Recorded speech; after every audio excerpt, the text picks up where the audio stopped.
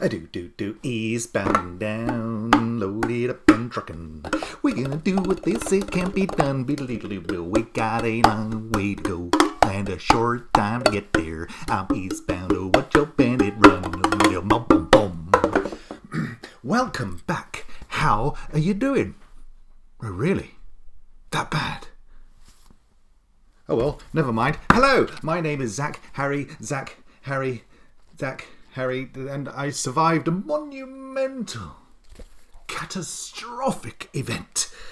We call it birth. Welcome to my video vlog. And this week we are... Oh, hang on a second.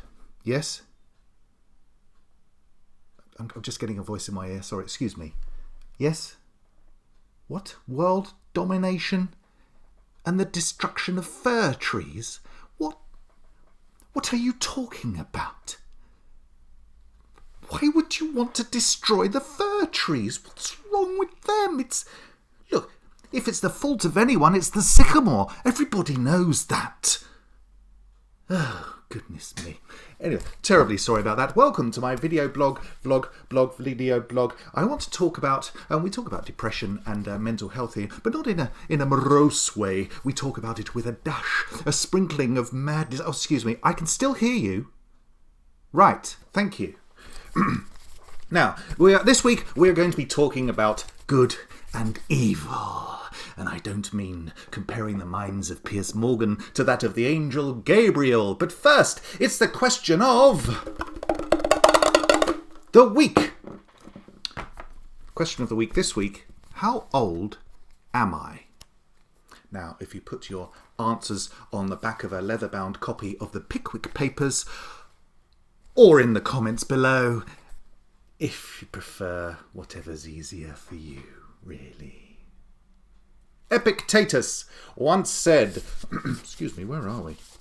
Good grief, there already. Epictetus once said, where do I look for evil? Excuse me, while I get my notifications, not in externals, but within myself.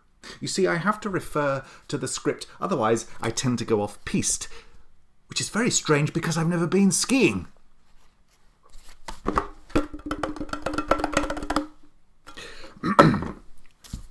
Epictetus said, where do we look for evil? Not in externals, but within myself. Now, let me read out what his actual quote is. The chief task in life is simply this: to identify and separate matters so that I can say clearly to myself which are externals not under my control and which have to do with the choices I actually control. Where do I look for good and evil?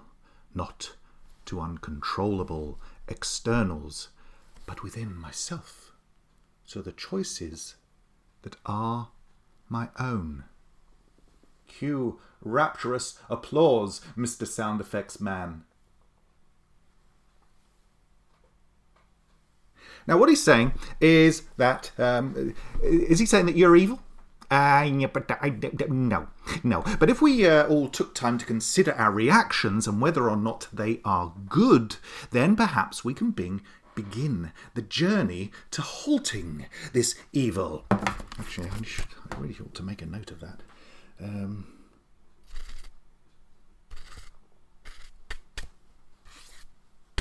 There we are.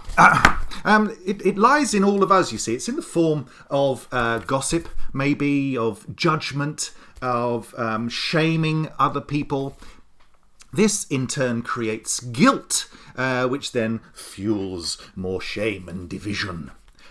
Now, our world is currently built on order through fear.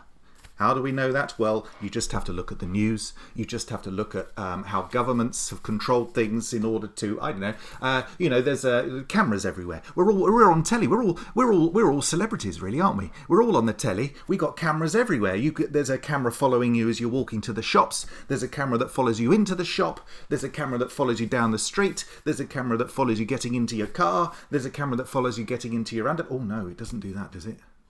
Oh, I hope not. Anyway, I'll have to put on my best pose. Anyway, this is fear. This is fear. We're being controlled by fear. And this includes the old advertising trick. Drum roll, please. FOMO. What is FOMO? Simply put, fear. It's got the word fear in it. We are governed by fear, and this fear causes division and competition and envy. And none of these things are kind. So why not ask yourself the question from Epictetus for next time you are faced with a situation which might require you to be unkind. And here's another quote. Now this quote, see if you recognise anything about this quote in the current news. Putin! The current news. Those who held life cheap, the murderers, the capricious rulers who herded their subjects out to die in pointless wars, those who saw death as their own personal toy to play with, because they're the ones who will eventually pay any price to avoid death happening to them. But they don't tell you that, do they? Putin. That's a quote from a Doctor Who book by Douglas Adams and James Gross called The Pirate Planet. Here's another quote. The very stupid and the very powerful both have one thing in common. Instead of changing their views to fit the facts, they change the facts to fit their views.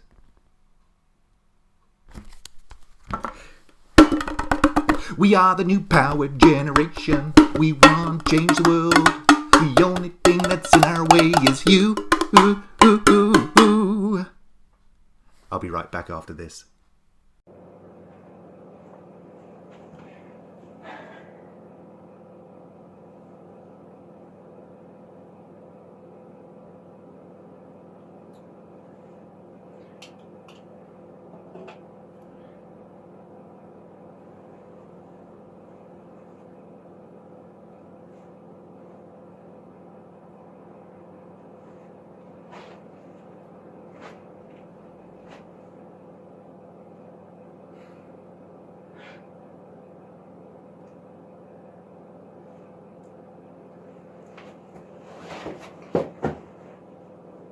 Well, the end is nigh. Am I a doom-mongerer by saying that the end is nigh? Nay, nay, and thrice nay.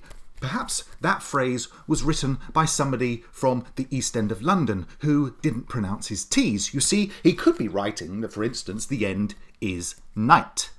With a silent T, the end is night, night, night.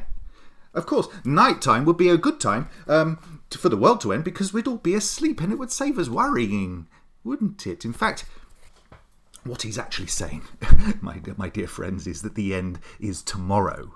Tomorrow never comes, so this means he'll stay in business, doesn't it? I mean, you know, he's passed his GCSE sandwich board making, and he's done all the courses, and he needs to earn his money and earn his keep. But you've got to have something written on your sandwich board, haven't you? You've got to paint something on there, and What he doesn't want to do is to over egg it all. So he just otherwise it will be a colossal waste of life. If so, the end is night. Indeed. Anyway, blimey, that was loud. Let me conclude. Question of the week: how old am I? Now, I hope you haven't written any horrible comments down there, because I'm quite fragile and precious about my age, which is why I have created my own framework, which luckily enough was written by somebody else and I stole it. That, you see, it depends on the framework that you use. Most of us, we measure time in years and years, and this is a human construct. We created this, 12 months being a year, 365 days, lots and lots of hours, and 7 days a week, and unless you're the Beatles, of course, and those and so this time frame can be both freeing and constraining. But what if we took the business model and measured age in 5-year intervals, meaning that each 5 units would be 1. This would not only alleviate you of painful reality that another year has gone and you still haven't signed up to the gym, but it also make birthday celebrations that much more manageable and cheaper. So how old am I, my dear viewer? I am 10. And it feels so much better. This construct was brought to you by Christopher Patrick Peterka, who founded Ganica. Well, thank you. That's it for this week.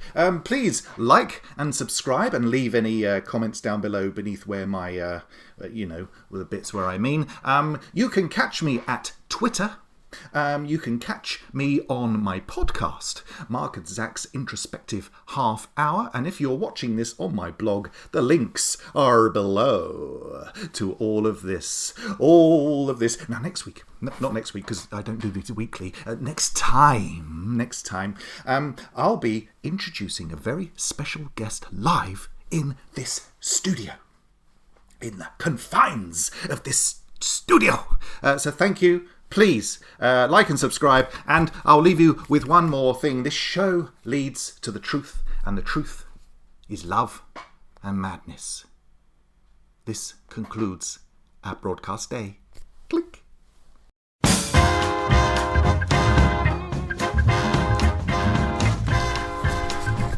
Well, the end is nigh. Now that might be the portent of some doom-mongering, but it could be someone from the East End who just the tea. Let's start that again.